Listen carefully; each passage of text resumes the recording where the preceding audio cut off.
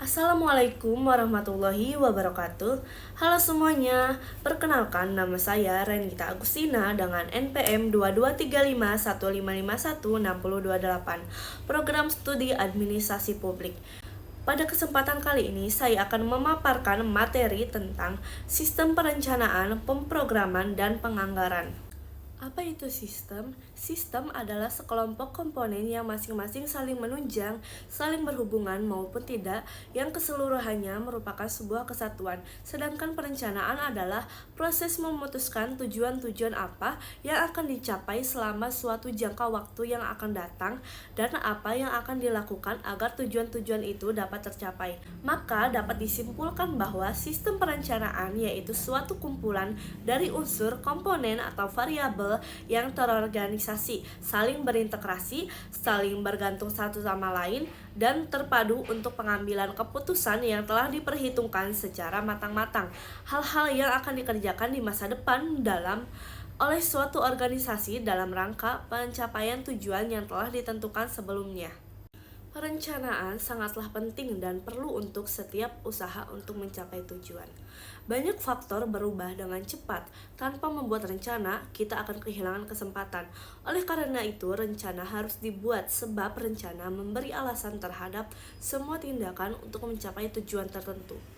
Rencana selalu dibuat oleh siapapun, baik perseorangan maupun lembaga, baik lembaga bisnis maupun lembaga non-bisnis, baik pemerintah maupun swasta, baik secara formal tertulis maupun secara informal lisan.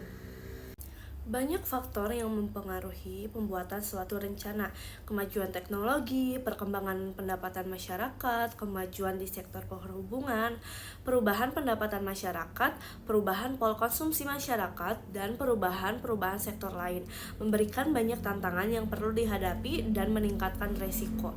Beban yang berat bagi rencana adalah tugas memperkecil resiko untuk mendapatkan keuntungan-keuntungan dari adanya kesempatan-kesempatan yang ada. Ini semua merupakan arti pentingnya suatu rencana bagi pencapaian suatu tujuan. Dalam perencanaan terdapat 4 perencanaan. Yang pertama, penentuan tujuan dan menetapkan prioritasnya. Namun dalam praktek sering terjadi tujuan sudah ditetapkan, namun prioritas tidak terpilih dengan baik, sehingga tujuan gagal dicapai. Yang kedua yaitu penentuan kebijaksanaan yang berhubungan langsung dengan tujuan beserta implementasinya. Banyak kaum perencana kurang memperhatikan hal ini. Kebijaksanaan memang sudah ditentukan, tetapi implementasinya tidak terumuskan dengan baik. Yang ketiga yaitu peramalan kejadian-kejadian mendatang yang berdampak pada tujuan yang akan dicapai. Sistem pencatatan data masih belum terlalu rapi untuk menunjang penyusunan suatu ramalan kejadian mendatang. Akibatnya, peramalan-peramalan kurang melengkapi perencanaan. Alhasil, banyak perencanaan meleset dilaksanakan dari tujuan gagal dicapai, setidaknya tidak secara optimal tercapai. Yang keempat yaitu menyusun perencanaan operasional melalui kegiatan-kegiatan yang telah dirinci beserta anggarannya. Pemrograman adalah penetapan serangkaian sasaran sebagai penjabaran perencanaan yang lebih konkret dalam lingkup masing-masing program yang usaha pencapaiannya dilaksanakan secara terkoordinasi dalam kurun waktu, jumlah, dan anggaran tertentu.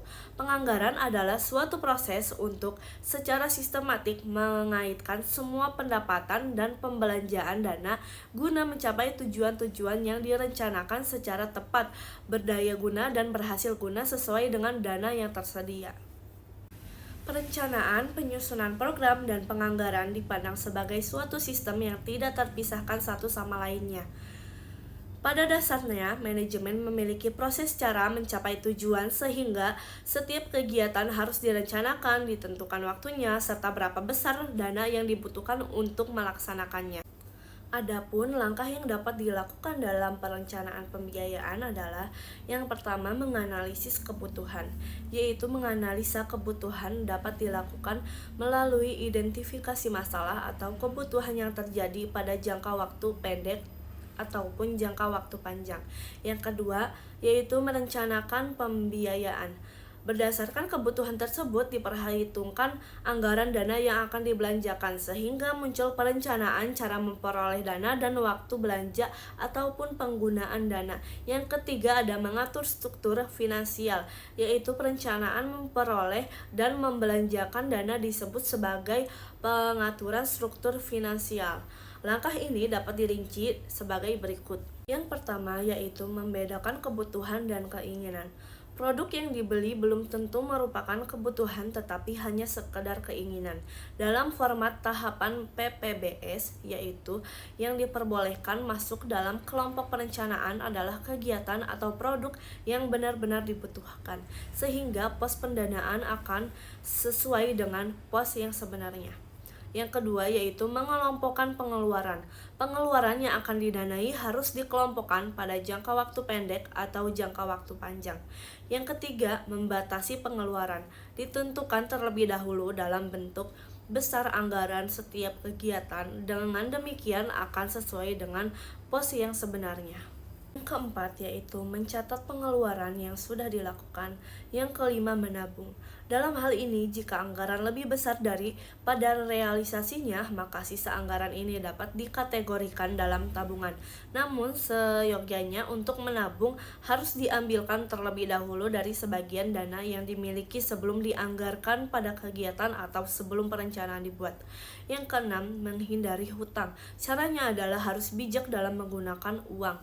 Yang ketujuh, yaitu mengurangi kegiatan yang tidak bermanfaat. Baik, sekian pemaparan materi yang dapat saya sampaikan. Kurang lebihnya mohon maaf. Wassalamualaikum warahmatullahi wabarakatuh.